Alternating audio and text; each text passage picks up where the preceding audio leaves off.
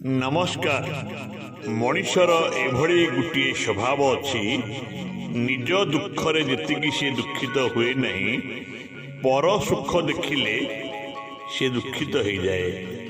मुझे गोटे उदाहरण देवी। अमेरिका रे लाइन कटिले से माने इलेक्ट्रिक डिपार्टमेंट को जनाते। जापान रे लाइन कटिले से माने इलेक्ट्रिशियन को डाकी इलेक्ट्रिक सज करते। किंतु आम इंडिया रे जदि लाइन कटिबो ताले पड़िशा घर को देखते। कारण पड़िशा घर लाइन अच्छी ना नहीं।